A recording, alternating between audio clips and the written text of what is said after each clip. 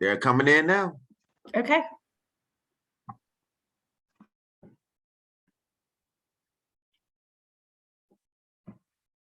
I see that Tamara's with us. Keith, who else is with us? I think she's the only one so far. Okay, I know that come on, Michelle. I know that Cynthia wanted to join us because she and I talked about it quite a bit yesterday, but she is out of town getting ready for her daughter's wedding. So yeah, she was kind enough to let me know. I'm glad Tamara's with us. Yep. You let me know when everyone's in and we'll get started. Board Member Olympiadis, it's on you. People are in the room. Okay, great. Hey, good morning. Glad everybody's here. Thank you for joining us this morning. I want to start, as I said to Keith, as we were kind of onboarding this morning. I want to start with some props, and then we'll kind of go wherever we need to go from there. So let me start with, I want to give a huge shout out to Drew Academy. It is a charter school that resides in District 3. They are the first STEAM, STEAM, which has the arts part in it for the STEM part. They're the first STEAM senior academy in the state of Georgia to receive accreditation. We celebrated that last week. I'm very excited to have that on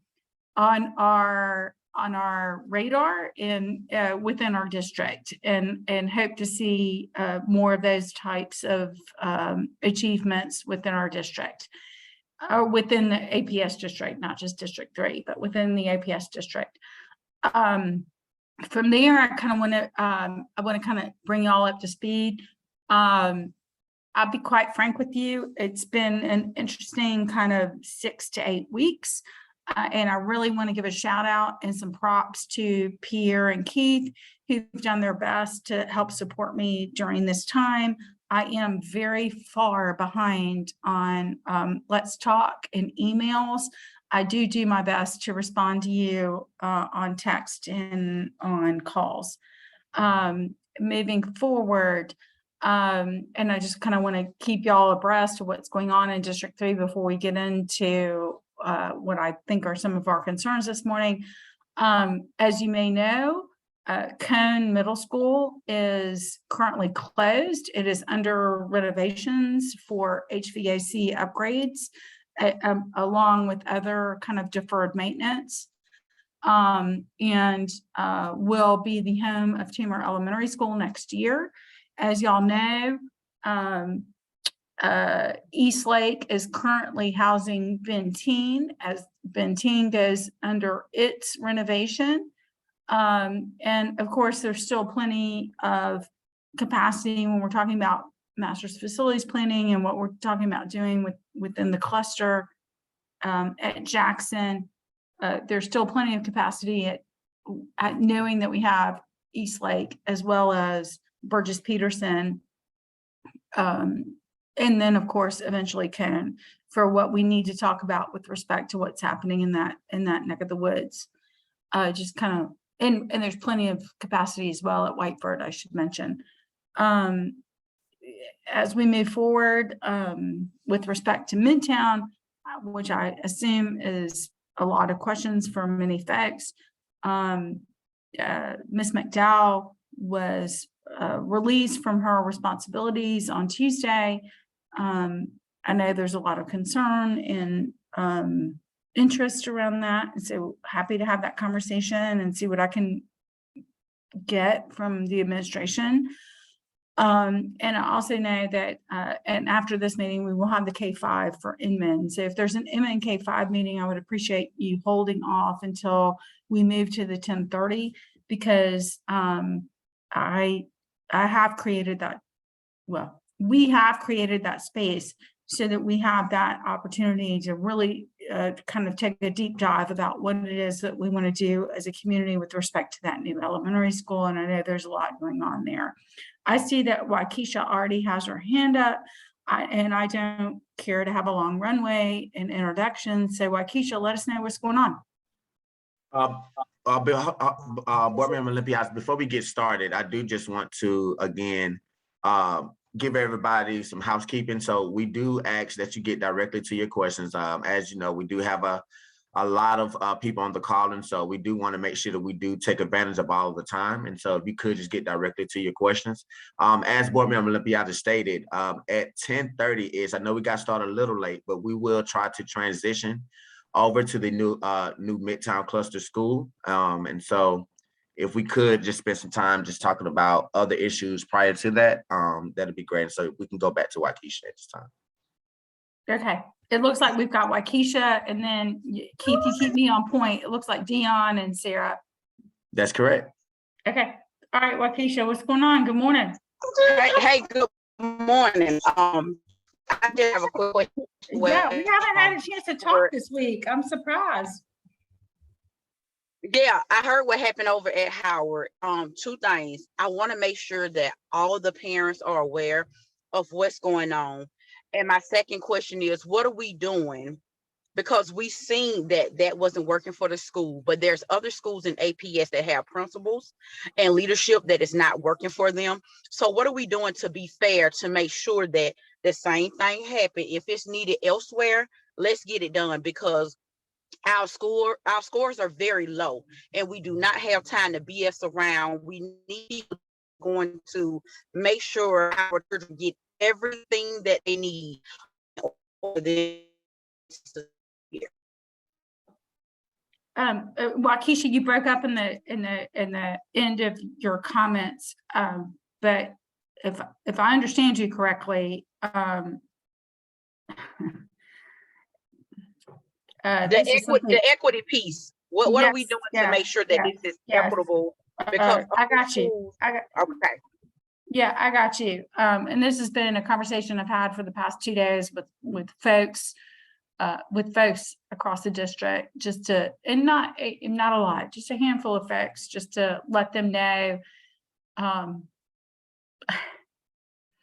Let me say this. I don't know what it is that people think I did. And if I did anything, thank you. I don't think I did anything. I think the work spoke for itself.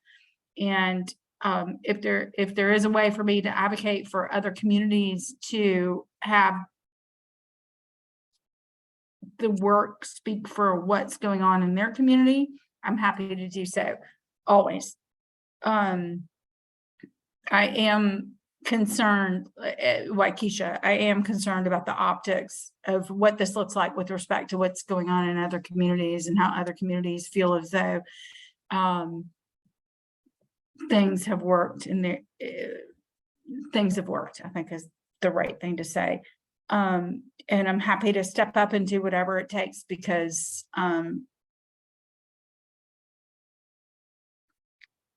before I was a board member, and I still am a parent, but as a parent, when you volunteer your time and you put your hands in the ground to create a community that you know for sure people want to come and engage and bring their children to, that's huge. And to have that be our middle school, at least in Midtown, my middle school, which was, I was there for 9 years. That's huge. And to see that change kind of overnight is concerning. And if folks across APS feel that that's happening in their communities as well, I'm happy, as you know, I hope, Waukesha, I'm happy to step up and do whatever it takes to support other communities and be a champion in that space. And I hear it coming from one community for sure.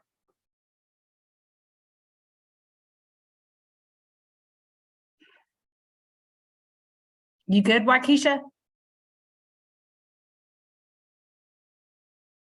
Yes, we can talk offline. Of course, we can always talk offline. I just want to make sure you're good and you're okay with the information that I gave you, and I'm happy to talk to you offline. All right, Keith, we're going to Dion next. Yep, Dion is next, and then Sarah. Morning, Michelle and Keith, engagement office, all the parents on here.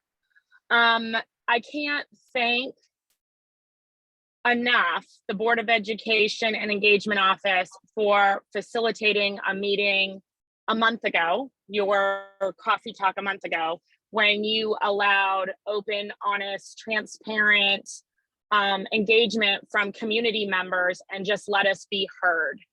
I think many of us at that time, or a portion of us, were feeling like we were, our concerns were met with closed doors, unanswered emails, etc. And unfortunately, everyone is pointing fingers at everyone. And I do truly feel like having a safe place to engage and to be heard is necessary in all the communities. I appreciate that Board of Education member Erica Mitchell mentioned this yesterday at the policy committee meeting. I look forward to the new parent engagement policy that's coming out to provide equity for across the board and for all parents. I think people do fear retaliation and retribution, their kids not getting the right teachers, emails not being answered, etc. And so I hope that this administration learns from this and applies and improves and moves forward. Not all parents and caregivers have the time that many in Midtown do. And it shouldn't have to, the hours spent by many people should not have had to take place to get action done. And I hope, again, we can take that and learn from it. So thank you so much. I hope this continues, and I hope we have this opportunity for others across Atlanta public schools. Deanna, I appreciate that feedback. It's great feedback, and I appreciate your engagement with respect to the time that you offer to volunteer within the community. All right, Keith, we're going to Sarah next, right? Sarah Dan Paula, yep. Okay, what am I supposed to do? I'm supposed to, something popped up on my thing. All right, Sarah, hey, how are you? I'm good. How are you? Good, and thanks for doing this. We're really glad to see these type of engagements happen. I'm very, there's the whole Howard debacle, but what I want to go to is a little more, I think, about kind of why we end up in these situations. I'm very concerned about the teacher retention. I'm concerned about principal good principal retention. APS lost 15 in the last year as they headed into this year. I know that contributed to some of why we end up in the situations we ended up with at Howard. And what I've observed over the last 2 years is really kind of a culture that seems to not follow what we thought would happen with the charter, where how principals are empowered or not empowered, the overreach into what additional testing happening for teachers and all the additional testing that has to happen, the required mandated intervention time, and I just continue to have concerns about leadership downtown and how it's being responsive to what our principals are saying in the schools and really addressing that. And I know folks are concerned and would like to hear a little bit more, Michelle, from you or the board about what is the process the board goes through to assess whether or not contracts are renewed, what that timeline is, what is the process that will be happening this year as you all consider the superintendent's leadership and engagement around APS, this district, and how are we as parents allowed to appropriately engage? And I'd like to better understand that as a person on the outside watching what's happened over the last couple of months and actually really the last 2 years. And I continue to have concerns and don't really feel that things have gotten better. We can do a lot of grace, can be extended the year with COVID. That first year was starting new, but I'm just still concerned about the culture that we are seeing in APS and how that affects our local schools. Sarah, let me just start off by saying I took a couple of notes on what you were saying. I really appreciate your feedback. As a board member, I'm in a bit of a rough spot, right? Because we as board members are not supposed to get into administrative decisions, which include personnel decisions,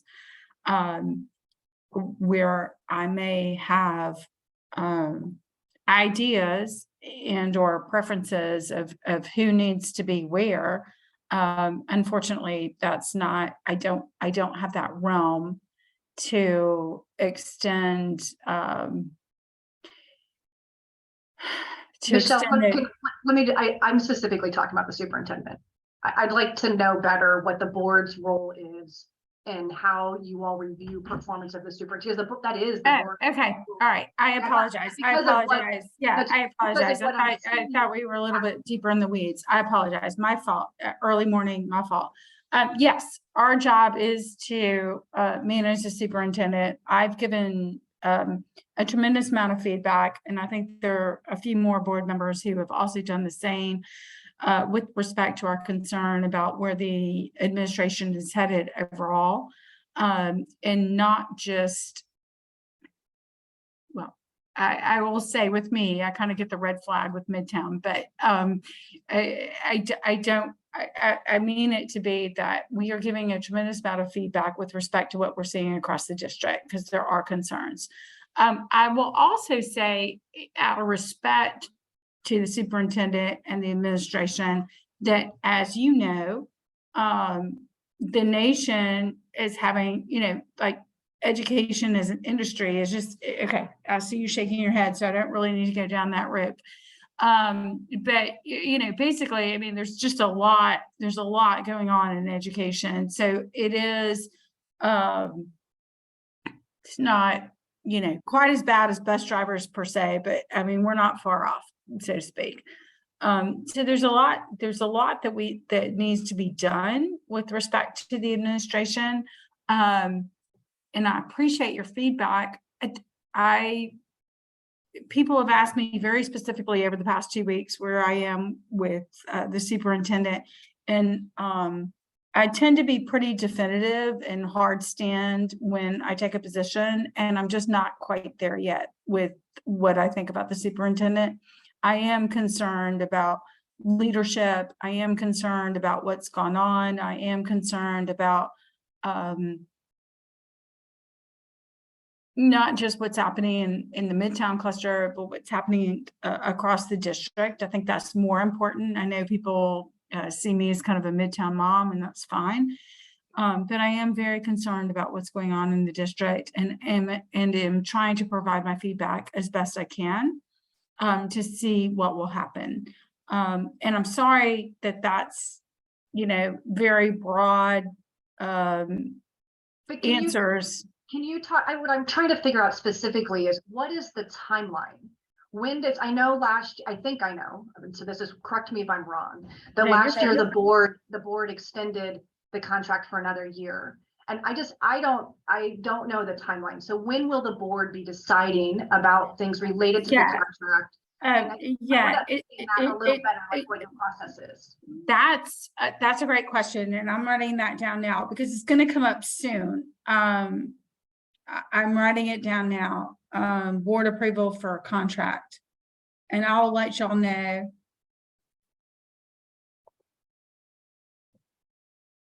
I'm sorry. I'm writing down. I'm writing it all down so I can make sure that I get it down. It will be coming up soon. So initially, and I know we talked about this last month, and there was a gentleman who was quite kind who helped me figure out that she was brought on in 2020 with the 3-year contract, and then we have already given her a year extension. So there'll be another year extension coming up. Okay. And I don't know what that is, but it will be soon. That I just wrote it down. It's interesting. You're the second person to ask me about this, so I will make sure that this is more of a priority for me. Yes, her extension will be coming up soon.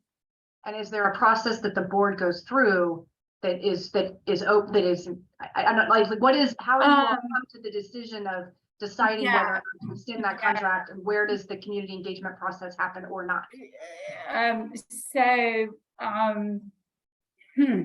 I need to figure out how to politely walk you through this, and I appreciate the question. There's not really a process that we take the community through. We do have accountability. We do have an accountability committee, which I'm a part of, and we are working on crafting a new accountability form, so to speak, for her, because we used something different previously. And then we've worked to, we are working with the Council of State come on, Michelle. We're working with the Council of Great City Schools to get us through what we're doing with student focused outcome governance. And so there's this, I don't know what the right word is. There's kind of this nuance of what we did previously and what we're trying to do that we're working through, and we're still working through it. I am on the accountability committee for the superintendent, and we are looking to kind of change what that looks like. And we are also working towards having something that can be presented to the public, because there's kind of her performance piece, which is confidential, and then but there needs to be a very public piece that you are able to see and that you understand that we're working towards as well. But we're working to change all those things, and those things aren't in place, and those things, I do not believe those things will be in place before we have to approve another year's contract. Well, then I just would like, as a last thing, I know we've got, thank you for offering some information on that. If you can get back to us in the timeline, that'd be great. I really, because of one of my biggest concerns is what I think of as the stifling of the voices from teachers and principals, and in the culture of retaliation against people that are outspoken with concerns about what the administration downtown has done. And would ask that whatever process happens, that there is some type of anonymous, safe space for teachers and principals to give feedback on what is happening downtown. I don't think their voices from the teachers and the principals are being heard in a way that can provide them some type of safe space, is the impression I have. And I think they know better than us parents about what's really going on. I mean, we can do our part to be here today and to fight for them to be able to have that space. But I just, the last couple of years, I really do not believe our teachers are protected and able to give feedback and voice their concerns about what's happening. And that needs to happen as part of the process in evaluating the superintendent's future. Sarah, I appreciate that feedback.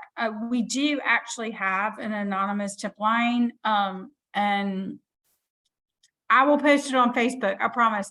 It's with Connie. Tip line is not the same thing, though. A tip line is not the same thing as like a thoughtful, maybe a survey or something. I see what you're saying. Okay, taking notes. Right, something constructive, because just people want to be constructive. Offering a tip line to your extreme complaints is different than what is a method, a process that is structured and systematic, that gets feedback and makes sure that you are hearing from teachers and local principals. Okay. Somehow that should be possible. Okay, got it. Noted. I appreciate you. All right, reach out anytime. All right, Keith, where are we? We're with Paula next. Yep, Paula, then Kate, and then we'll hear from Whitney. Okay, sounds good. Hi, everybody. Hi, Michelle. Thank you for hosting. I also see that Tamara Jones and Katie Howard are here. If there are any other board members, hello. Just in the first few people, I have been writing down things. I'm going to kind of read them back very fast. I know everybody is here and sharing time. Process accountability, public access, trust, voice stifling, retaliation, need for safe space. We need an advocacy framework from our board members, and from family engagement would be wonderful now that we have a team, which I'm so proud of. Thank you, everybody here from family engagement. Board processes. I ask my board members consistently, what is the process for your engagement with the public? Right now, if we read the newspaper, if we look at Facebook, I have very deep concerns about a community divide across our city anytime anything contentious comes up. Perceptions in wealthier communities versus not so wealthy, schools that are doing well versus not so well. And this just continues to stoke the divide. And what I hear again and again and again is there is no policy from this board for working with and engaging with us when things are either good or not so good. What meetings you all will and will not attend, whether you all will or will not hold public meetings, whether those times are accessible to all of us or only some of us. I'm at work right now. We have to get some consistency in order to create public trust. I will tell you, as Atlanta Council of PTA's president, last night we hosted Chief Applin. You know, we had to have conversations ahead of time so that I could assure him that we would have thoughtful discourse without parents, you know, throwing rotten fruit at him. He is a stalwart Atlanta Public Schools employee, and I think that we are in such a place that we're not even able to work with our own Atlanta Public Schools hardworking employees because the trust is blown. People care about their teachers, people care about their principals. I understand the Howard situation was contentious, but we also, you know, we don't eat people. I think the vast majority of our PTAs, our local school councils, our board members care. But our structure, we keep saying it's broken.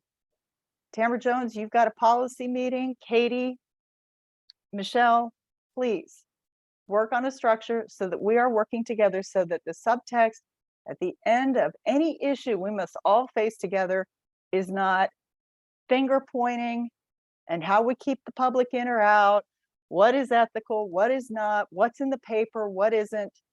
Bring us together.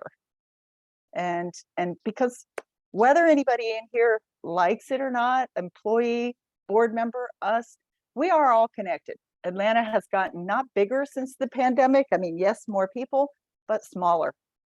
Everybody talks to everybody. I am so happy about that. As Atlanta Council President, I am finding every single PTA so that we can have a bracelet of a discussion. And if board members or administration do not like that we are talking across the city as parents to each other and then coming to you together, we have to recalibrate. I feel so, I hate it that we didn't tape our meeting. We missed the recording, we messed up last night, but we prove again and again and again that engagement with us is possible. Sarah, you are right. We can be thoughtful. We just need straight answers to questions, and we need to know how to help and how to advocate and how to create trust. I really hope that that is what comes out of Howard. The principal, we had the administration, the superintendent has made this decision, not the board, not us. There has been a decision made. I'm hoping everyone can move on. And we are allowed to build trust after an issue, not continue to break it. So that's what I've got on that one. And that's really a district-wide discussion from Atlanta Council President. So thanks a lot for your time. Paul, I really appreciate your feedback and always respect where you're headed, as you're just a couple of steps ahead of me with respect to children. I'm not going to go there with age, right? Although I think we're right behind each other there. But yeah, I appreciate it. I just want to say this, just as a person, not as a school board member. It's been an incredibly stressful 6 to 8 weeks working with the community to try to move through where we were headed with the K-5 and what was going on at Howard. And I appreciate your support and many others in the community who've been very supportive of letting me kind of soundboard off to try to figure out where we need to go. So thank you.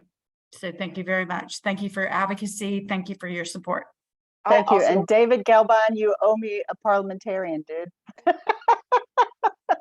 I also wanted to say thank you, Paula, because that meeting last night was really good. It was really good to, it's so rich when you get people from all across the city, you know, all different schools, all across the city to be talking together. It just really enriches everybody's understanding, and it shifts the tone, you know, because it moves people away from assumptions, because we all do it. We all make assumptions about, you know, other parts of the city, other schools, other clusters, and it was really, really good. And to your point about the structure, that is something that I'm trying to actively work on. I know Katie and I have been tasked under, I believe it was one of our student outcomes focused governance retreats, to sort of develop a board draft of, engagement, like an engagement strategy with that regard. And also at the policy meeting yesterday morning, which is recorded,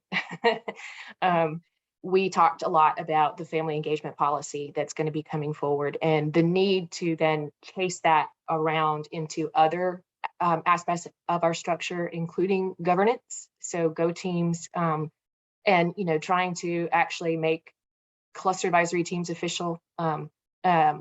Cluster advisory teams are a wonderful way to engage across schools. I want to see a lot more of that. I tried to go to all of them last semester, and I intend to go to more of them this semester. And the district executive committee is also a wonderful tool, like if that would be used more for cross-city engagement, but figuring out a way to weave in PTAs into that structure, as well, so that we're all on the same page, I think would be great. So thank you for bringing that up. Thank you. And Katie, while you're on here, I just want to let you know, we did get your last email about the meetings that you would be holding. You mentioned that you'd be going to PTA meetings, which we appreciate. Just wanted to let you know, we do not have any PTAs started up in the Carver cluster yet. So if there would be no PTA meetings to attend at this time in one of your clusters. All right, so other things, great. But just wanted to let you know that we are working to reactivate all of them. But right now, I believe only Carver Early College is online. Katie, let me let you chime in so that you can respond to that. Okay, and hi everyone. I know there are a lot of questions. Paula, happy to talk with you more about that offline. And sorry I missed last night. I participated in a high school capacity small group meeting. But yes, I happily add more people to my distribution list, which is growing, but I will hold my virtual coffees monthly, but then I'm working to meet families and stakeholders out in the community. I'm just going to be flexible and make sure that I meet them at a time that's convenient for them, be it PTA meetings or even just small meetings at people's homes. So stay tuned as I develop that. And I just put in the chat, I think I hit return, that yes, Tamara and I are working on putting together a community engagement plan for the Board of Education. That would be ours, separate from the superintendents and teams, which is very important as well, of course. And ours would be aligned with student outcomes focused governance, as should the administrations. But that one would align with even our progress monitoring and us going out into the community in pairs.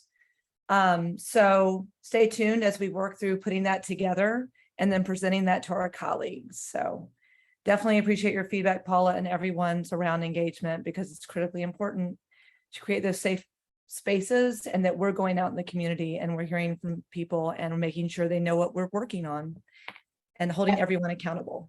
Yeah, and I'll drop my email in the chat as well. And if anybody has thoughts about how you would like to see that work, just suggestions, thoughts, ideas, or what you don't want to see, just provide a little bit of feedback, because it's funny because we need to have engagement around developing an engagement plan. We've kind of laughed about that because it's like you have to engage on engagement. So yeah, and it is, as we all know, does need to align with our student outcomes focused governance work, which is all about this. It is about the engagement piece that aligns with making sure people know what we're doing as a board, with holding the superintendent accountable, the entire system accountable, ourselves accountable. So it gives us a framework, which helps guide us, because we need that.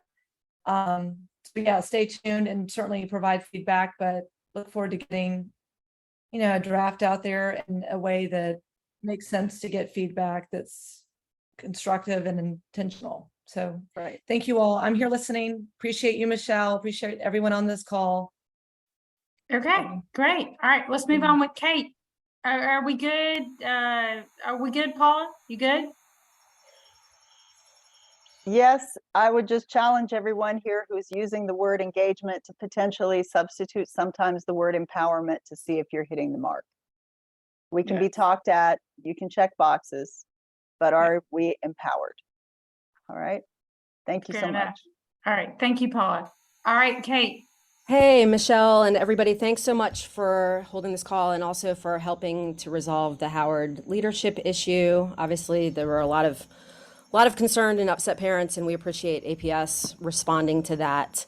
Going forward, I think a number of people are a little bit, I don't know what word to use here, surprised that we're going to have an interim now for the rest of the year. I think that detail was sort of slipped in the email and overlooked by some people, and there was some surprise that we're not going to have an interim in the short term while we look for a new principal. We're going to have an interim for the rest of the year. And you know, we're on year 3 of 3 principals at Howard, 2 of whom have been interims. And I think, just to kind of state the obvious here, Howard is in need of a principal who's invested and planning to stay a while.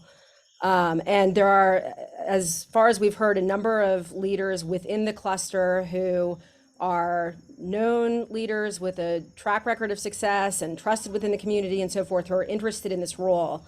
So my question is anything being done to pursue getting a new principal before the end of this year, as in the short term, so we can have good, stable leadership before a year from now, which I think is necessary, and the school and community deserve that at this point. I appreciate the question and the feedback, and I did put a note down on there. I'm not going to have a good response for you. I'll just be quite frank.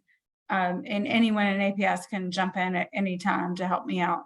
But basically, the positions are contracted for a year. So we were within the 90 days, or the administration, it's not me, the administration was in the 90 days of what was going on with the previous principal. I don't know how quickly we can get a new principal, but like I said, I wrote it down and I will ask. And I agree, yes, there are plenty of qualified administrators within the Midtown cluster who would be a good fit for the community. And again, I don't make those administrative decisions. I'm not part of that. And we depend on the administration to do the right thing. So I hope that they will sooner than later, but again, I can't give you a timeline until I find out. And like I said, I made a note of it and we'll ask. It's so that we can have some sort of continuity. I will say this, and you know, my youngest was there last year, and I no longer have children in middle school. I'm starting to get old. But I'll say this. I heard feedback from the community last year about what was going on at Howard. I didn't feel that as a parent. However, I still advocated as a board member in providing feedback to the administration. I will say again that the past 6 to 8 weeks has been very difficult for the community, and especially for me. I've never had this kind of feedback. I mean, I thought COVID was a bit of feedback, but I've never had this kind of feedback before. And it's been very difficult for me. And I understand the fact that we need to have stability, especially after many members across the community for many, many years have worked really, really hard to make our middle school a real choice from elementary school to middle school to high school. And I will continue to remain steadfast in making sure that we rebuild that structure.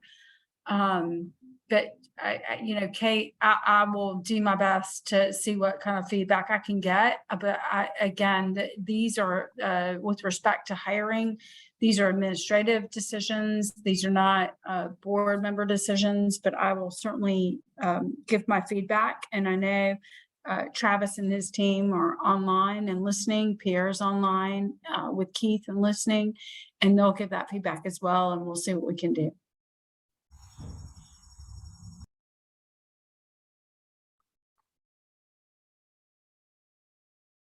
Are you still with me? Yes, I am. I'm sorry. I know it's not the response you wanted, but Yeah, unfortunately, I'm grateful for the change, but I think throwing us into another year of a holding pattern is Yeah. not a good answer. No, I understand. So let me see what I can find out, and just be patient with me. Like I said, I took notes, and just be patient with me, and let me see where we can go. Thank you. Of course.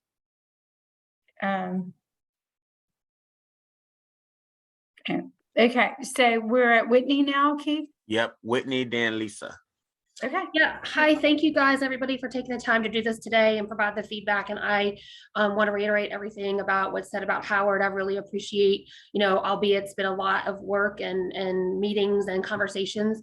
My other question around what happened at Howard, and maybe this was a principal decision, not more of a district type of decision, but, as we talked about the teacher shortage and shortage of qualified teachers, we had some teachers that left, and the answer was to throw them into AVA, and there was no communication around that to the parents. There was no choice. There was no real thought process around that, in my opinion. And I just want to hear, and again, for everybody across the district, I mean, again, you have a teacher leave, I guess that may be an option, just to throw them into AVA. And not only were they thrown into AVA, they were thrown into watching videos. They didn't have an active live teacher. And so that's a concern to me as we talk about teacher burnout, teacher shortages, everything that's going on with everything across the district. Is that the thought process and the answer to just, without parent consent or parent, intervention, to just throw them onto watching videos for science and algebra? Whitney, love you. And I mean that sincerely. Yes, I've received a lot of feedback with respect to how AVA was rolled out and what the expectation was and what the reality is. And unfortunately, the reality is a bunch of videos and not an AVA teacher online, which was what I was also told was going to happen. So give me a minute to, I've given that feedback, and I know we don't really have a minute. I know you want your kids to have an engaging day every single day, but and Travis is hearing you, Pierre is hearing you, everybody's hearing you now. Let us try to figure out what we can do, because I agree with you. That's not right. If we are going to do AVA, it should not be, I had one parent tell me that and I don't know the number off the top of my head, but it was 100+ videos that they have to watch this semester in order to gain their credits for, I think it's physical science was the one I was listening to. That's not acceptable. Sorry. And I will add that, again, I don't know if this is pure coincidence, but after the announcement about the principal selection, the teachers have returned. So we do have, as of Monday, we do have the teachers coming back. Right. Yeah, I heard about the physical science teacher coming back, who I think is wonderful. Yeah. But I just have a concern generally across the district. I mean, I'm happy and glad that that's happening. But just generally across the district, a concern broader is like that the reality of what we're going to happen as and if again the teachers leave again, are we just going to be thrown back into AVA? And it's just a broader conversation I wanted to ask about. Again, I'm thrilled that the teachers are returning, but I don't know that solves the broader problem.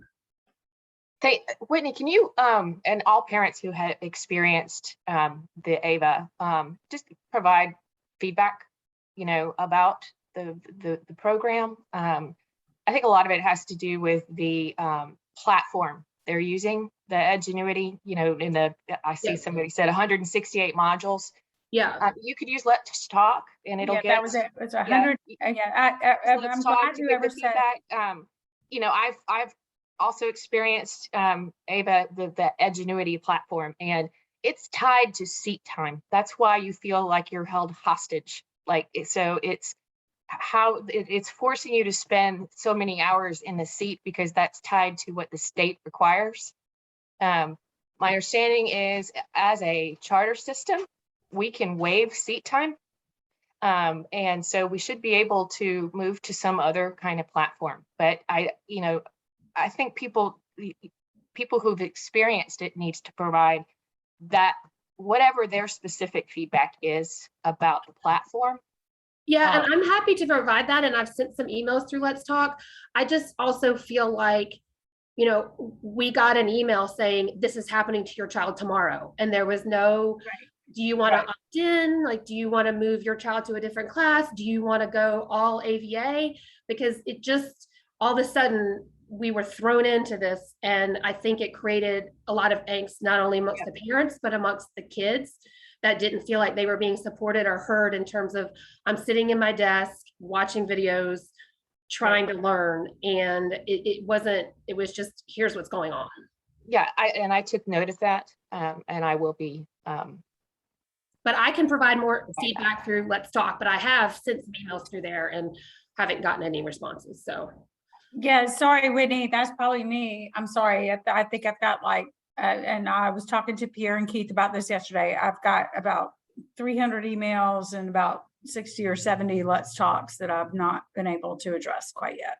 That's okay. I just, again, thank you for this forum to raise it. I just, I didn't know if people who weren't in that bucket knew that that was kind of the experience that we had. And I don't know if that's the general APS thought as we look at, and to Sarah and, other people's earlier points around, the teacher shortage is real, right? That's not going away right now. So, should other parents expect to get an email that tomorrow their child is on AVA Flex because the teacher left? Or, but again, I don't know if it's coincidence, but those teachers are coming back after the announcement of the principal change. So I was excited to hear about.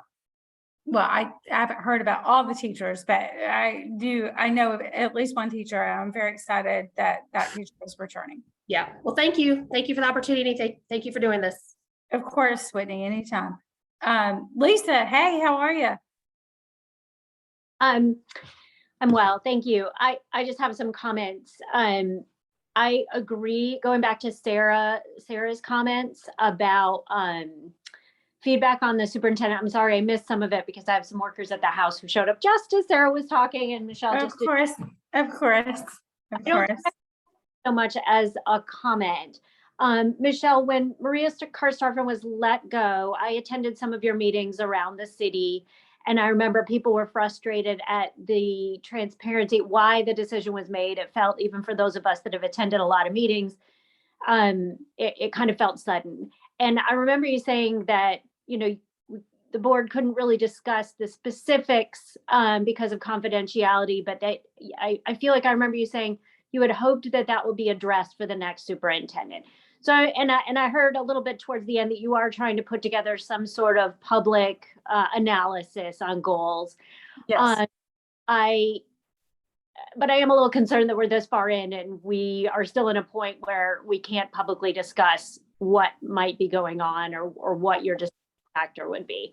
So that's just more of a comment. I really do think that we should understand, because I'm not as concerned now as I was a year ago, but I do still feel, and I wondered with things that were going on at Howard and things not necessarily going on at Howard specifically with Ms. McDowell, but the response from the district felt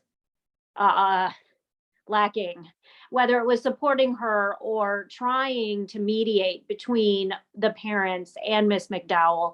I just felt that there was no urgency there. And it was clearly something that needed either intense intervention or what happened with her leaving. And I just really felt, even when Mr. Brown came to our meeting, I think even that left people very unhappy with how it was being addressed. So to me, it felt systemic. It felt like a bad situation in a system that wasn't really being able to be responsive. And also, as Waikisha said, this may be happening in more places as well.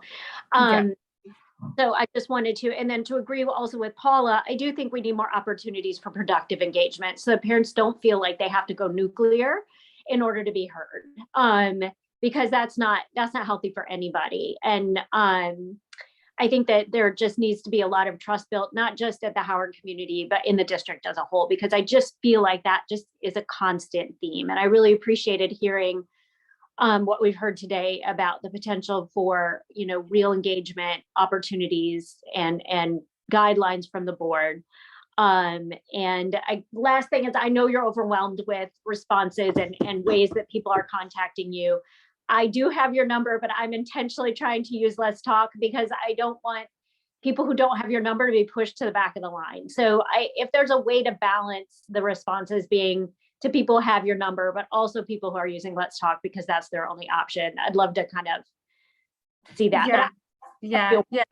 Like I said, I raised my hand this past spring because it just became too much to Pierre and Keith and ask them to help me. We try to work together, not weekly or anything like that. I would say sporadically, to try to make sure that I get everything addressed. But I will make it a priority. I will say the last 2 to 3 days have been very calm. There's still engagement, but it's not the kind of engagement that I've gone through for the past 6 to 8 weeks, which was way too much. It was just too. It was kind of like it was worse than the spring. But they don't really need answers. It was just really more of a comment on what. Thank you. Yeah, I will make sure that people are recognized for their feedback. I try my best to do that, and I will say I've not done a good job of that in the past couple of weeks. And so I see Dion, board member Olympiadis. I see Dion has her hand up, and so she will be our last person before we transition to Inman K5. Yeah. Because I want to make sure we get on board with that. Okay, Dion. Thank you. We got the email yesterday that Ava was being discontinued, but my question this morning was going to be: we have administrative transfer students at Howard, and the way that I read some of the documentation, it says if teachers are not available, then administrative transfers can't happen. So when we're talking about Ava and lack of teachers, I have 2 children at the school, but if I'm not receiving in-person education and that's what I'm enrolled for, and others are coming into our school and getting administrative transfers, and they have teachers, but my children are forced onto Ava, I'm wondering how we can make sure that that doesn't happen at any school, because that was the case for the last, I guess, since August 11th, is that there were kids who were administrative transfers receiving in-person education, but my child in our district was not. So is there any clarity anybody can provide on that? Or is that something that when we look at these sort of challenges now with staffing, people are looking at in a different way and reconsidering? Okay, I'm raising my hand on this one. Travis, is anybody within APS on the call who can help me out with this one? Because I can try, board member Olympiadis. I put in the chat. Once someone's accepted as administrative transfer into a school, then they remain through the end of that, through the top year of that school, right? So if you're accepted as a 6th grader, then you get to finish for the next few years, like until you finish 8th grade. So it's not my understanding that you would then kick an administrative transfer out once there's then a teacher problem. Once they then get to the 8th grade, they get to finish that year. So that's kind of I understand. I'm just wondering that I believe some of that was written prior to all of these teacher shortage problems. Gotcha. I'm wondering now if the team is considering that maybe we can't accept, you know, as many as we have in the past, because we do have to ensure that, you know, if there's teachers available, in-person teachers available, and we know data shows that in-person teaching achievement and growth is better, then, you know, Yeah. how do we provide access to the individuals who are supposed to go to that school? Yep, understood. I know Corey Edwards is working on the policies itself to kind of strengthen some of those policies, as well as the processes for administrative transfers to allow some less subjectivity kind of in the process and more guidelines on it. And so I will we'll set up a time with him to talk all of these issues. And I'm talking general administrative transfers, not teacher transfers, Deanne.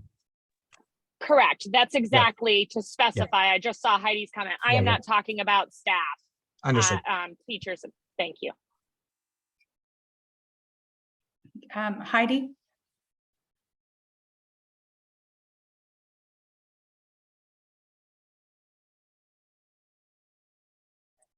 Heidi, I see your hands raised. You want to join us?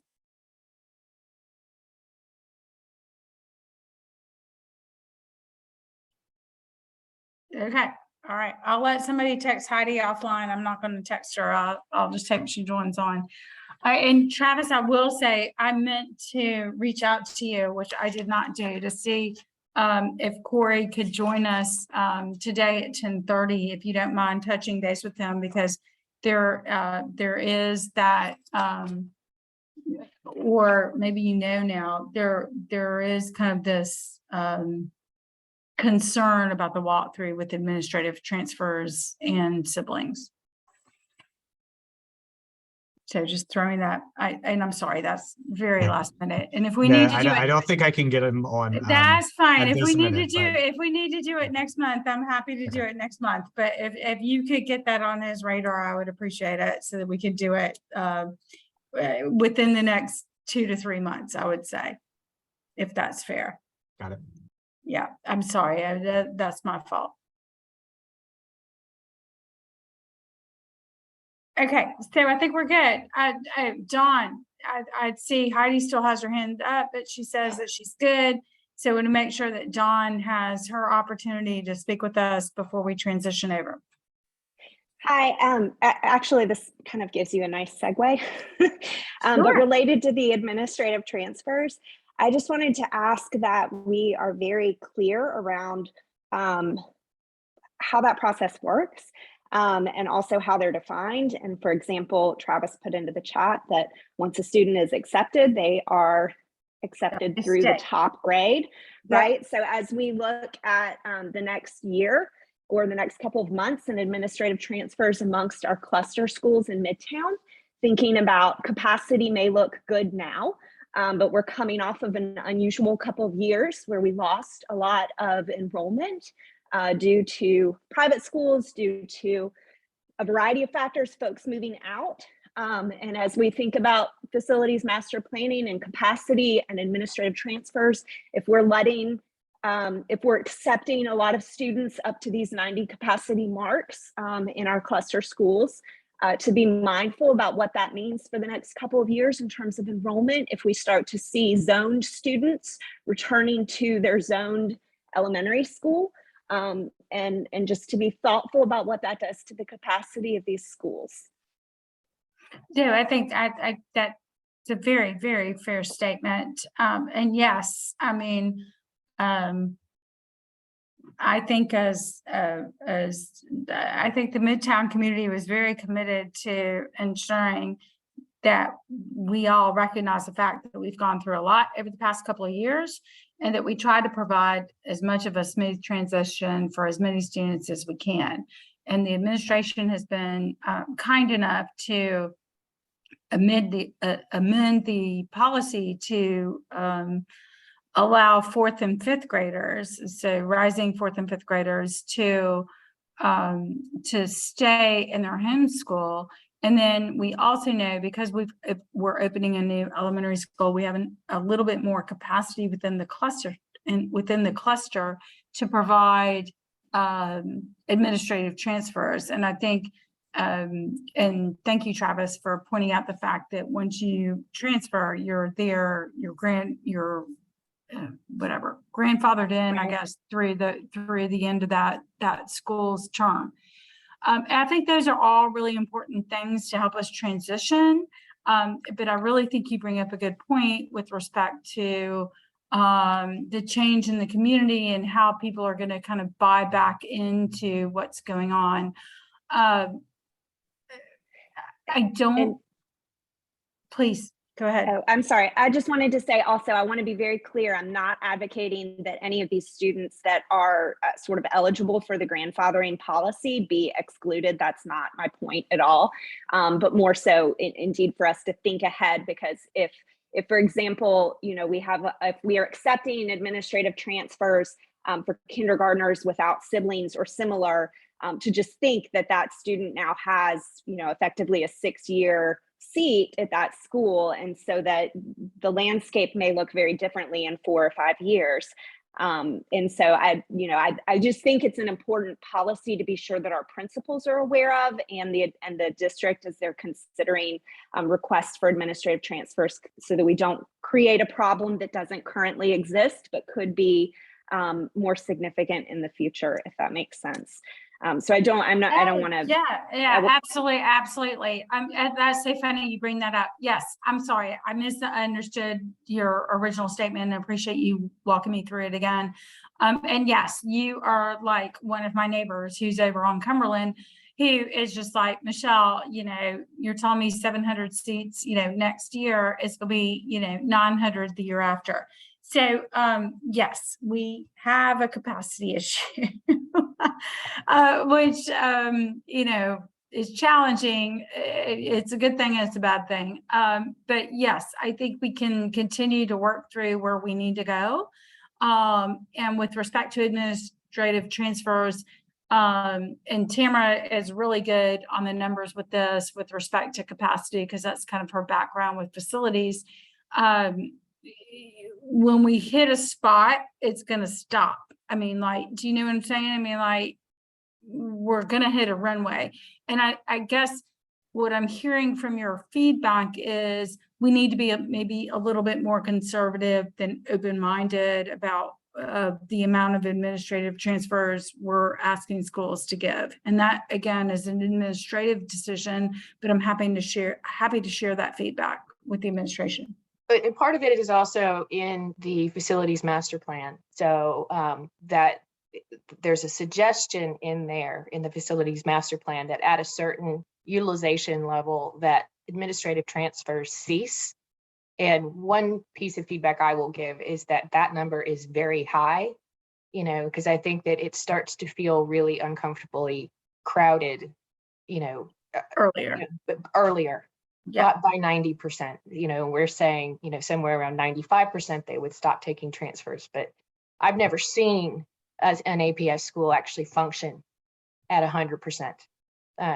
By that point, they either have an annex or they have trailers. So that's just one piece I would throw in there. But yes, so they're still currently examining that as part of the facilities master plan suggestion that is only in suggestion mode at this point. Yes, I think it's really important to have an open dialogue with the principals who are on site at those facilities, rather than taking objective capacity numbers that FMP has come up with and saying to the principal, well, how do you actually use that space? Because I know particularly with Morningside, our capacity numbers often don't align to the way that we need to use the space because of our percentage of GATE students or a variety of other factors. And I think that that's just something to be really thoughtful about and consider sort of, you know, each school's actual facility and enrollment numbers and how they use that space and how many homerooms they can have and what that capacity actually looks like in practice as opposed to just objectively on paper. That, John, that's so on point. And it's not just GATE. I remember when I was a parent at Morningside, our Spanish teacher was like in a closet or something. I mean, she would have to go to classrooms to teach Spanish, and that's not appropriate. We would like for every teacher to have their own room so that they can create the teaching space that they want to have so our children learn well. So I appreciate that feedback. Got it. Anything else, Dawn, before we move to Elizabeth, and then we'll transition over to Inman K5? No, thank you so much for your time and for your consideration of all of these complicated things. Of course, anytime. Feel free to reach out anytime. All right, Elizabeth, what's going on? Hey, I'm in K5, so I don't know if you wanted to wrap up that first portion. Oh, are you ready for MNK5? Is everybody ready for MNK5? Anything else on just District 3? Always, I'm sorry it's been a little Midtown heavy for the past couple of months, but I do want to give a shout out to the rest of the District 3 community and make sure that they know that they're always welcome to talk about what they want to talk about. With that, I will take it over to Elizabeth and allow her to transition us into Inman K5 if everybody's on board. Thanks. All right. Well, hey, everybody. I'm representing a few people on the call that weren't able to attend, so I have a couple of comments and questions, and I'm glad to see that the administration is on the call because some of this is in questions in preparation for our meeting next week, just as food for thought, questions that we have that will probably be asked during that meeting. So the first is asking about the update. We heard that potentially there was a plan to select a principal for the new elementary school before next week's meeting. So one of the questions is, has that occurred, and where are we in the process for principal selection? Yeah, so I have not checked emails this morning, so one of my board members who's on the call can let me know if I'm wrong, but we have not been informed. I thought we would be informed by midweek, but we are still not informed of a new principal for Inman. I do agree and have provided feedback to the board office that it's important that we have this in place as we move forward, so that we can all work together as a team, so to speak, and make sure that everyone is on the same page of where we want to go. Is that fair? Yeah. I'm sorry, it's not a good answer. No, but it's okay. And I know Travis, like he knows that question will be asked. I put in the chat the update that we have for right now. The superintendent did meet with the finalists, the principal finalists this week. Perfect. And so I'll check with her today whether she made a decision after meeting with those finalists. Thank you. Right. And we heard that the pool was for the people that were able to participate in the principal selection committee, that they were impressed by everybody. So it sounds like there's a lot of hope for that principal. My other question, which is always on top of mind, is about resources for the new school. I know that we've been talking about funding allocation. There is talk about funding every affected elementary school in the Midtown cluster. And I'm just advocating for a much higher percentage to go to the new school, given as seed money for technology, curriculum investments, because we are starting from scratch and we will not, I think, in the first semester at least, be on par with the other cluster elementary schools. I think that's good feedback. I will say that I have spoken to a handful of parents and suggested that a foundation be formed immediately, and so that and to be quite frank, when Spark was founded, Morningside's PTA actually gave money just to Spark's PTO to help them get started. So I've made kind of the same request, and I'm happy to pull up the phone and call those folks and say, hey, let's get this going. I think a foundation with respect to the new Inman K5 is appropriate, so that y'all can decide as a new elementary school, do you want to be a PTA or do you want to be a PTO? And I don't know if Paula's still on with us or not, because I know she has to work, but you know, I met with Paula, and we do have the foundation underway. Great. So we've put in all the paperwork to lay the foundation for the foundation. So that is underway in process. But in addition to getting seed money from the community, we're specifically asking about funding from the administration, because we know that there was talk of a commitment of having funding. So we're pushing for funding allocation, like a higher percentage from the administration for the new school. And I've said that at every call, but just putting it out there. You're good. No, you're good. You're good. And I appreciate the persistence. So with respect to what's going on with budget for next school year, with respect to general fund with APS, I did speak with Ms. Bracken yesterday, because we had a budget meeting yesterday, but I spoke with her offline. It wasn't public. I spoke with her offline and made it really clear that we need to figure out, not just for the Inman K-5, but for many schools that have the same type of enrollment, somewhere between 400 to 600 kids, or even 300 kids, that the priority of the administration should be to focus on funding schools first, and then funding the administration that supports the schools. Right now, we do it in tandem. And so it's, and I told her, I said, you might not be able to get it done this year, because that's kind of a big request to ask you to kind of flip your model of funding. But I asked her if she could please start to put the steps down to how we're going to move in that direction, specifically stating that new schools, which at least 2 board members have been very active about, stating that the new Inman K-5 needs to have more funding than other schools for a couple of years, just to get it off the ground, so to speak. But my point is, to Ms. Bracken, my point was specifically that the fact that we've had large schools in a strong community, I want to make sure we have put that part in there, has allowed us to use our funding to buy staff and then lean on the community to bring in resources. And that's not really fair. And that's not going to work with smaller numbers.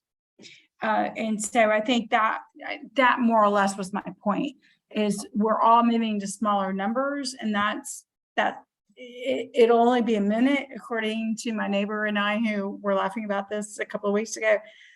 It'll only be for a minute, but as we are in these lower numbers, making sure that we have the right resources to make sure that the schools are not just funded from a personnel standpoint, but also from like a resource standpoint, or additional resource standpoint, if that makes sense. No, it does, especially in the context of having teacher shortages, right? Right. To broaden it out a little bit, my concern is not just this situation, but it's all schools across the district. Because we've been an anomaly for a while in the way our business model runs. There's only been a handful of schools, some in North Atlanta, some here, who have budgeted this way, basically using all of their school-based allocation for salaries and fundraising for everything else. And that's kind of an anomalous business model, and it's not sustainable. And we've got a lot of schools that are on the verge of losing Title I at some point in the near future. And so it's going to become an issue for a lot more schools than just a handful of anomalies. Thank you. And so we have to fix that, because it is not sustainable. That's good feedback as we move forward. Model this way. Yeah, that's really helpful, Tamara. Just a couple of more comments. One is, can you give an update? I've heard that maybe like half of the new elementary school community will be moving to District 1. Is that right? So like south. Oh, yeah, you're so funny. Yeah. So this is something I brought up like early on, and everybody was looking at me kind of cross-eyed, like, what are you talking about? Yes, Virginia Highland will somehow, and I will have to go and ask Alex where the maps are. Thank But you. yes, that is correct. Virginia Highland will be cut in half, north and south, as opposed to east and west, which we're doing. So east and west is kind of what the school district is doing. The city will be cutting it north and south, and yes, they will be moving towards Katie Howard. But I do not have the maps on that. Okay. I'm taking notes. I got to find my pen. I'm taking notes. Thank you. And I've asked Howard. I've asked Alex about this before. But yes, you are correct. There is a city redrawing of lines, Okay. and Virginia Highland will be cut. That And we is can true. help socialize that if we can get the information so that we Yeah. can have early engagement. And I think that's important. I don't know for sure. I'm writing it right now. Info on maps. I don't know right now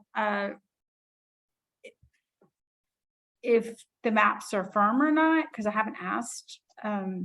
Been doing a lot of other things with respect to APS.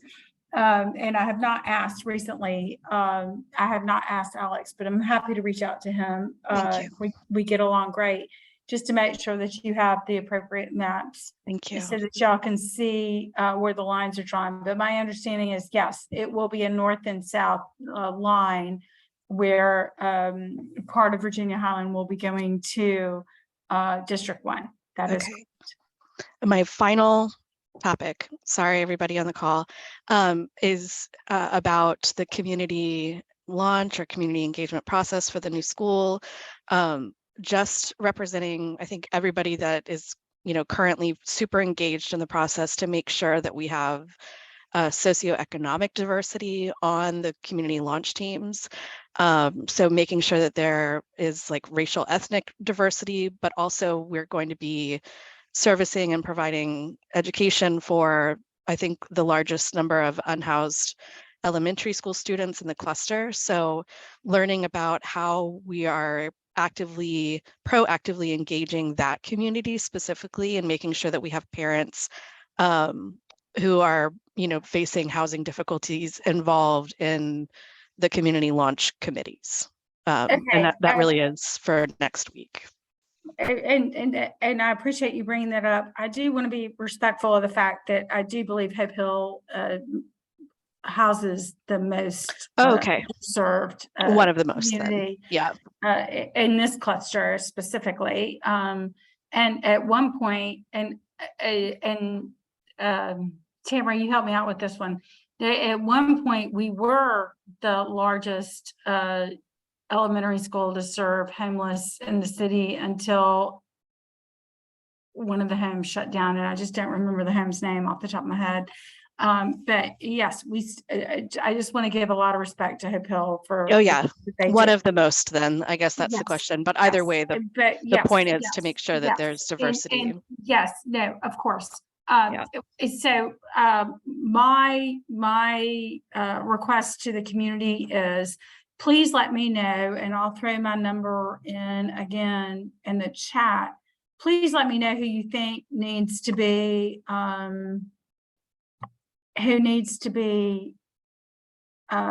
included in any conversations that we have. Even if they can't make them, I'm always happy to have an offline conversation with someone to make sure that we're getting their perspective.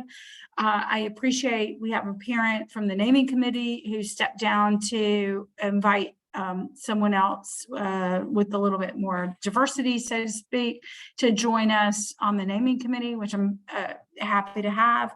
And we're making sure that transition works. So yes, we should always be very open. We're a very progressive community and very thoughtful of our neighbors. And I appreciate that about us. So appreciate the feedback. Anyone else have a concern about what's going on at the new Inman K5? Oh, we've got somebody. I saw somebody's hand go up and then I saw it disappear. Sorry, I was too hasty to click the lower hand. Oh, no, you're good. You're good. Claire, welcome. Thanks. My name is Che O'Keefe. Less about concern, more just a general question that might be easy. In terms of STEM accreditation that Springdale Park has, I'm wondering if and how the new school could be set up for that, and is that something that would be principal led, and what can parents do in the meantime to help support that path? Will you ask me that one more time? I apologize. I was reading the chat while I was listening to you, and I should not multitask. No, it's okay. So my understanding is that a path towards STEM accreditation from Cognia or any other certification type process would take time to gather the data or the things that are needed to demonstrate accreditation status. And I'm wondering what that process has looked like, if we know for Springdale Park, and what we could do to show interest in that, and if that would be something that's more principal led. Is it too early to start showing interest in that? Yeah, I think okay, thank you. I think once we know who the principal is, we can begin as a community to advocate to say that we would like to be STEM or STEAM or whichever path we want to follow. I already think, in my opinion, and board members can correct me, or people in the community can correct me, I feel as though the community is very engaged around this perspective, and that we want to see it happen. So I do believe as a parent and as a board member that it needs to be leadership led, so that is the principal's responsibility to decide that they want to put this bucket on and take advantage of it. But again, there's no doubt that the community can encourage that type of participation and say this is what we're after. I do feel, and I do respect Mr. Harness and Springdale Park for being our first STEM school in our cluster.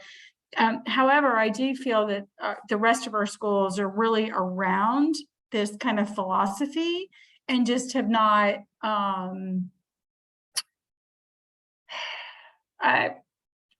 there's a lot going on, right? Have just not made it a priority within their perspective to get accredited from the state. But I don't see that really being an issue for any of our schools in this district.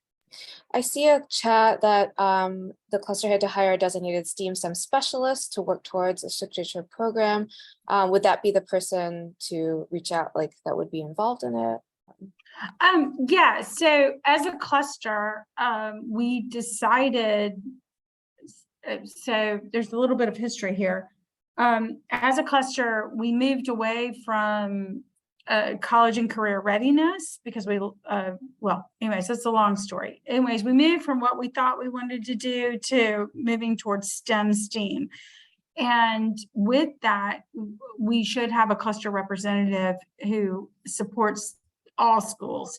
I will find out, because I do not know specifically, and I'm taking a note right now, if Spark had a specific hire for their STEM certification, or if it was something that they just worked with the organizer that we had for the cluster, if that makes sense. Each school, it's my understanding, each school has been required to hire one.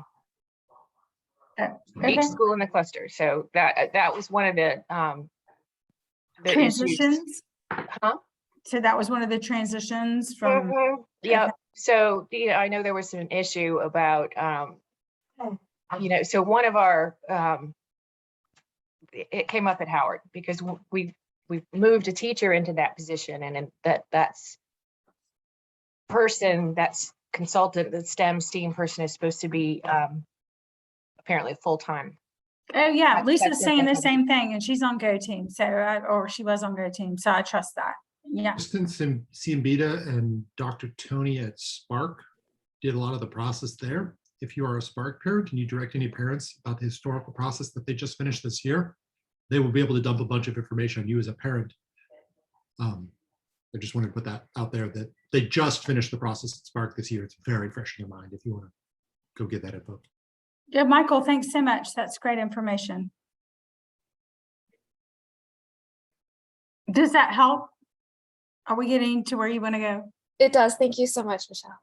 Yeah, of course. And I apologize. I missed the H in your name. I saw it as an L. I need to go get some thicker glasses, I'm afraid. I'm getting too old. All right. What else, everybody? I see some stuff in the chat. I just want to make sure that everybody's on point. Yes. I had another question regarding if we know anything about pre-K or okay, I got it. Yeah, we do. So the one thing that I will say, which we talked about briefly earlier, and my apologies, that's my fault following up with the administration. We'll make sure that Mr. Edwards is with us next month to talk about administrative transfers, and then I'll make sure that we've got somebody to talk to us about pre-K, because there will be plenty of space to at least have pre-K considered in all our elementary schools, and or if we feel that potentially the new Inman K-5 will have more space, kind of given, well, we'll see where people want to go and what they decide to do. But yes, we should have additional pre-K classrooms. And as y'all know now, we have 2 at Hope Hill. So we have 2 pre-K classrooms at Hope Hill. And so, but I do believe we'll have plenty of capacity within our buildings to have that be a consideration, which will impact administrative transfers to some degree, depending on how they want to work that out. But we can, it's a conversation. All right, Michael, I saw your hand up. Are you still up? I mean, I'll ask it. Sure. When the naming community gets going, are you guys going to want any written acknowledgement or written engagement on that, or are you going to do a in-person session? Do you all know yet? It'll be both. So as a matter of fact, I received your email with respect to your naming recommendation, which I've already shared with the administration, but it will be both. And ultimately, I try to run these things pretty tight. The first session will be pretty broad. The second session, or in between the first and second session and third session, we'll have some like survey where folks can provide their feedback or check off on a list what they think is appropriate. But yes, we want to make sure that people are heard. There will be public comment at each meeting. And I got pushback on my timeline of when I wanted to have the meetings, because we're waiting to, which I think is the right thing to do. We're waiting for the administration to tell us who the principal is going to be, so that the principal is part of the conversation. The principal won't necessarily be on the naming committee per se, but the principal will be in the loop, so to speak. It looks like you're in my living room, to be quite frank. I know we've Zoomed before, and I just, every time I see it, I'm like, oh, it's like my house.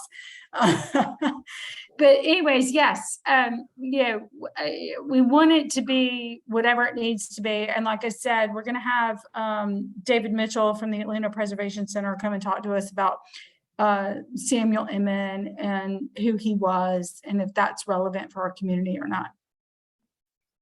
Did you say his name? Would you say it one more time if so? Sure. David Mitchell. He's with the Atlanta Preservation Center. Thank you. Yep.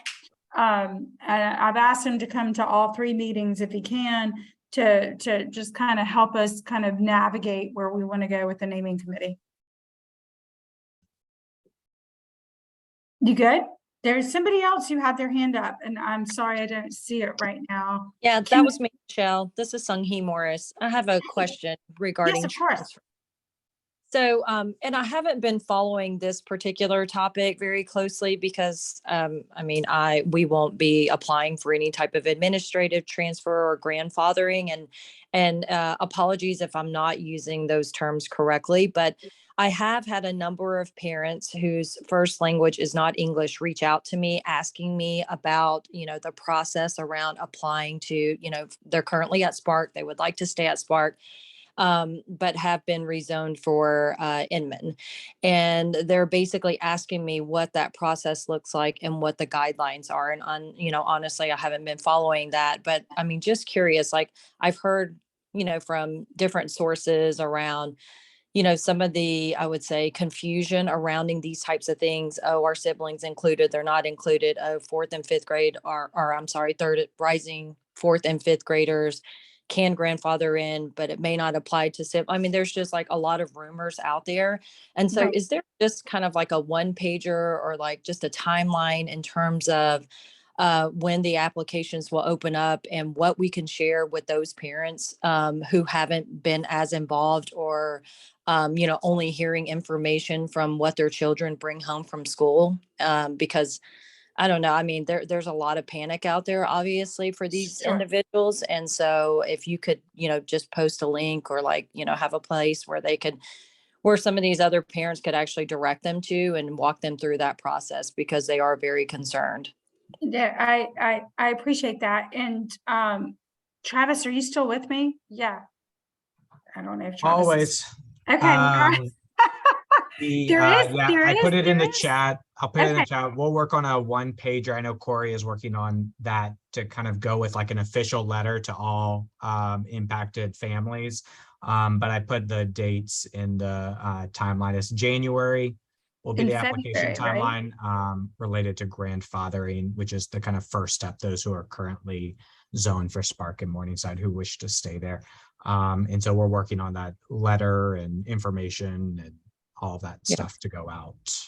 Thanks for that. So can you just clarify what the difference is between the grandfathering and who is who's eligible to apply for that versus the general administrative transfer? So the first step will be the grandfathering will be for rising fourth and fifth graders. That is current third and fourth graders who attend Morningside or Springdale Park that are rezoned for the new K5, and Inman Park for Mary Lynn. That's grandfathering. So those get kind of automatically approved as long as you apply, get automatically approved. Then the next step is the administrative transfer window, which then opens it up to siblings of grandfathered students. But I'll make sure earlier we had talked Board Member Olympiadis about inviting Corey Edwards, our student information or registration expert, to a meeting to kind of get deeper into the answers that are probably too dangerous for me to assume. Yeah, right. Me and you both. So that'll be the third Friday next month, just so you know. I try to stick to the third Friday. I think November and December will be a bit of an anomaly, but November will definitely be the third Friday, just so you know. All right. And so is the best way to kind of submit questions is through the Let's Talk, just around kind of the administrative transfers? Because I think what people are trying to understand is kind of the likelihood, right, of like, or the percentage of individuals that will likely be approved. I think that's what people are trying to get their head wrapped around. I think that makes sense. Sure. I'm so far behind on, like I said, email and Let's Talk. So I threw my cell phone number in the chat earlier and happy to do so again. But yes, I would say reaching out to Travis, and even if it's just the board office, just to get it on the radar so that they can get their questions answered. And then I will ask the administration, and Travis has obviously heard you, to see if we could do a better job of putting out some information that y'all can share that explains what's going on. And I saw that Travis put in there that basically it's not the whole month of January, but the majority of January is designated to the 4 or 5 grandfathering. And then the month of February is pretty much, and again, it's not the whole month of February, but the dates are there, are given to children to apply for administrative transfer to stay at their school if that's what they want to do. All right, great. Thank you. Of course, reach out anytime. All right, it looks like we've got Whitney and then Kelly. It looks like Michael's back on board. And I thought I saw Elizabeth come on board again, and maybe I missed her, but yeah, we've got a few more and then we're going to wrap it up. Okay. All right, Whitney. Yeah, so I just was going to piggyback on that. I guess my question would be around, I've participated in some of the high school capacity small group meetings, and I guess I'm just curious around, if does that like January and February timeframe, because budgeting and capacity at the mornings at the elementary school level has also got to be an issue that principals and teachers have to solve for. So does that kind of I'm just curious about the process. Is that once that February window shuts down, is that kind of okay, here's where we are from the people who are going to move around, and now we're just accounting for people who may move in, may move out, like or does that allow more opportunity for people to move around through March, April, May? Because I know that's always a moving target for the principals and teachers at schools. So I was just curious about that process. So just to be clear, when someone applies for an administrative transfer, they're only allowed to stay in the school that they're in. They're not grandfathered through the cluster. Does that help? Yeah, no, I was just curious, like if, I'll just use, Morningside as an example. If we have a whole bunch of families that decide they want to stay, is Audrey and the teachers there going to be March, April, May worried about how many more may be moving in, or does that window kind of shut in February? So then she's only concerned about kids that may move into the district and show up over the summer. Yeah. No, I see what you're saying. Yeah. So the administration actually makes their decision. So, for example, when Dr. Maxwell was at Howard, the first year that we went back to school, which was like the year before last, I believe,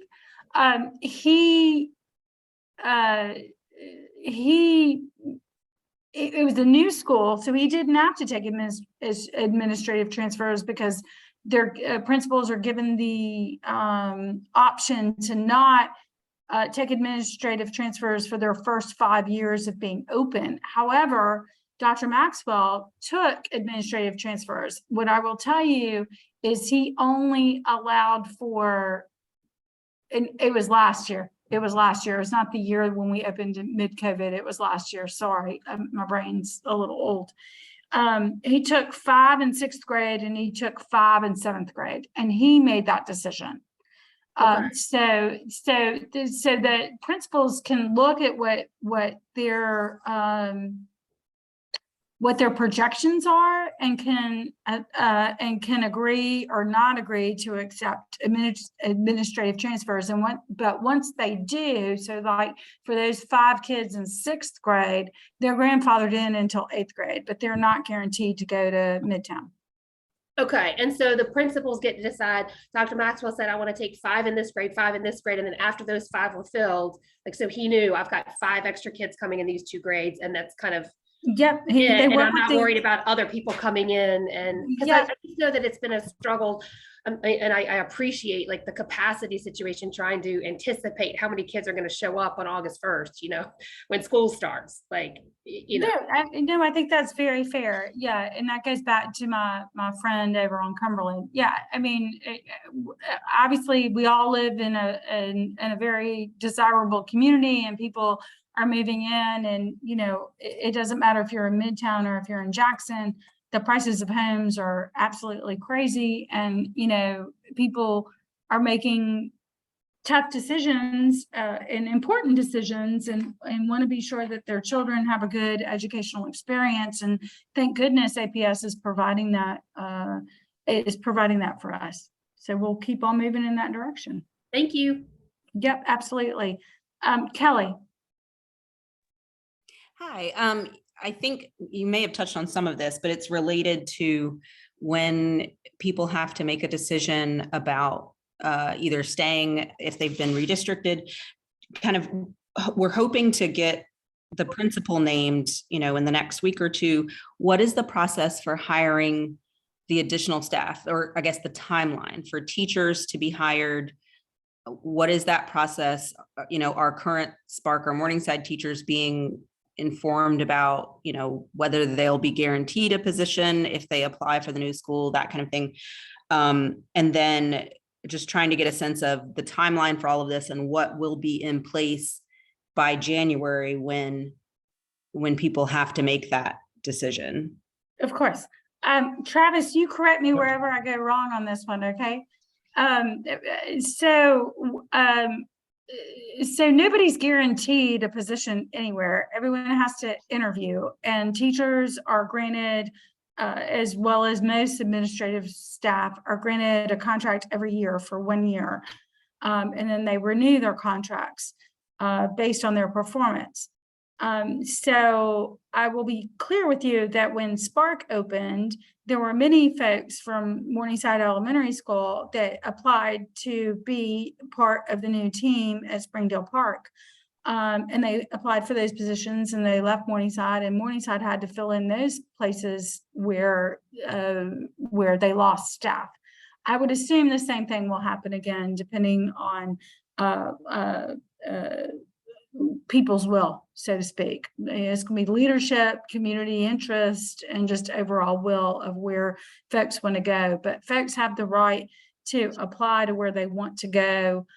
Those positions, I would assume, once the principal is noticed, the positions will go up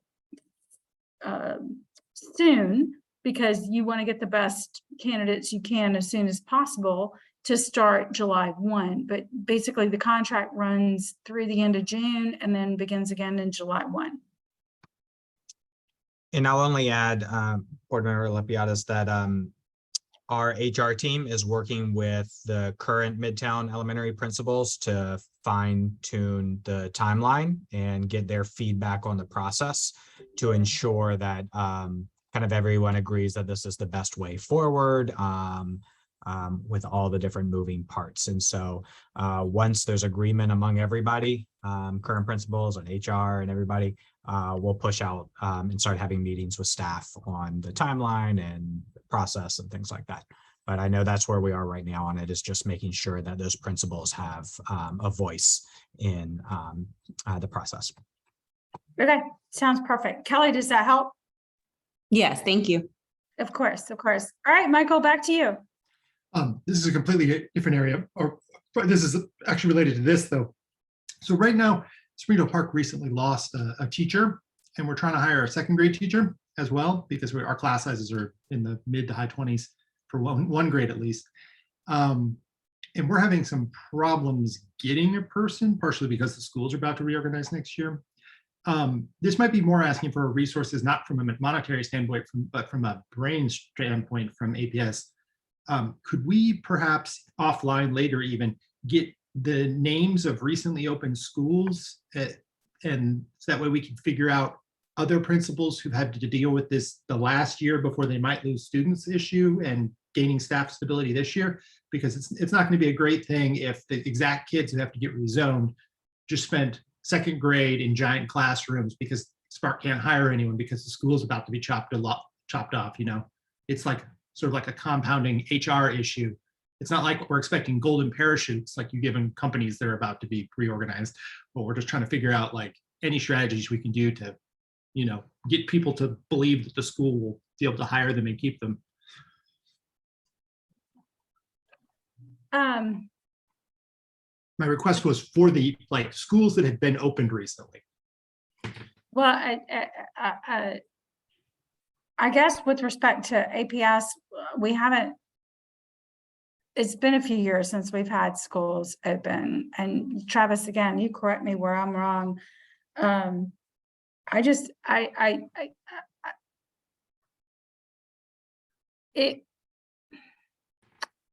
don't even know where to go with all this. We obviously, and this is so cliched, obviously we know that teacher hiring and teacher interest in education right now is a national concern. However, Springdale Park is a super great school. So I just think it's just going to take a minute to find the right candidate. And I'm sure that I don't know, but I would assume that Mr. Harness has received many applications for folks to come join his team because Springdale Park is just that great. And it's just going to take a minute to find the right candidate to fill the position. I will say this much, and we talked about this earlier when we were kind of more on the District 3 meeting and not so much the Inland K-5 meeting.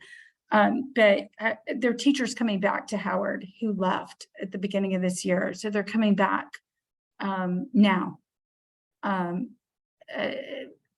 which says a lot about our community and what our community stands for and how much we embrace our culture and what we want to have for our children with respect to their education. So I just give Mr. Harness a minute to try to find the right person. And I think that's more of the challenge, right? Where, you know, we all, I mean, I was just at Morningside yesterday, and, you know, I introduced Dr. Herring to 2 5th grade teachers. We were in the 5th grade lunchroom. I introduced her to 2 teachers who I've known forever, who I think are just phenomenal folks, right? And I'm so glad that they're still with us.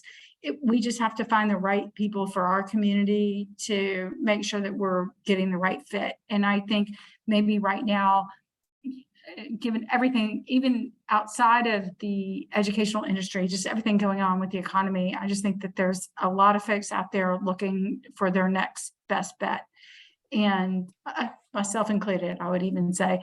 And I just think that we need to give Mr. Harness, you know, a little bit of space to find the right person that he knows we need to have for our community.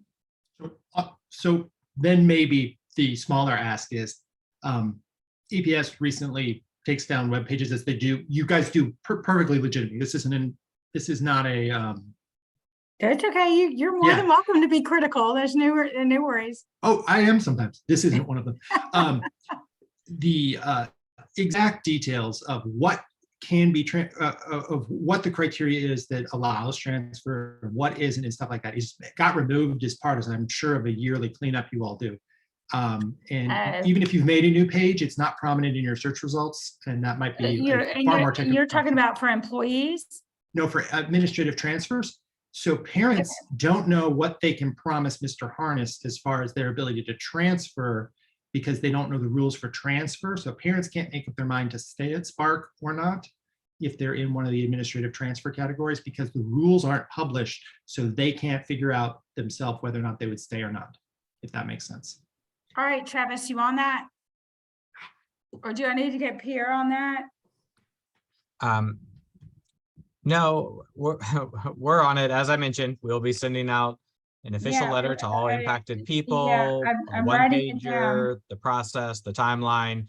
But the principal shouldn't be making any decisions today based on kind of word of mouth on whether you're coming or not. We really want kind of formal understanding of who's going where as part of our teacher hiring. Oh, yes, sorry. I wasn't trying to say he was going and doing that, even though that's maybe an idea. I'm just more saying to be able to have parents who know what they're doing, because there's a lot of parents who have to plan to go to both schools because they don't know what they're going to be. That's all. And like, they can't even figure out if they could be, you know, that's what they're. Okay. All right. And I write that down, administrative transfers with Mr. Edwards, and I will follow up with Pierre and Keith and make sure that he joins us next month, just so we can get some clarity on all this. Or more of a timeline. I know we've got the January and February timeline, but maybe more details around all of that. All right, everybody good? Anybody have any other questions? And I also, Board Member Olympiadis, I also want to share, so we're gonna push out the timeline and the information on administrative transfer, but I believe Mike kind of called it out in the chat. I really hope families do pay attention to what the new K-5 is offering, what the plan is, who's involved, and really does some self-reflection on what's best for your kid when making the decision. So, and knowing who the principal will be. And so hopefully people will give it a chance for the next couple months while they make what's decision is best for their family, that they take it all into consideration rather than making a decision now without the information, which is one of the reasons the timeline is what it is. So, but I appreciate it. Yeah, no, I think we're moving in the right direction, and I think we're building some confidence back in the community with respect to having some engagement every month and making sure that people feel comfortable with expressing what they hear or don't hear or understand or don't understand, so that we can get it right. So I appreciate you and your team. I'm glad y'all are on the call. I see Diane. Anyways, I see your team. So I say hey to your team.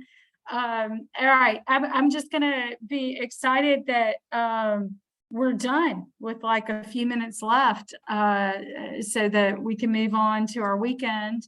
And please, like I said, again, please feel free to reach out anytime and let me know what's going on. Wait, Paula's got something to say. All right, Paula, you got 8 minutes. I just wanted to say thank you. That's all. And thank you, Travis. Thank you, Keith. You guys are doing a great job. We really appreciate you. You're making a difference. Thank you. All right, thank you. That's great. Thank you for the props. They always need it. I was giving them a hard time yesterday in the board office. No. But yeah, Not me. thank you. Yeah, I hear All right. you. All right, Thanks a lot. thanks everyone. And like I said, please reach out anytime you need to. All right. Have a great weekend, everyone.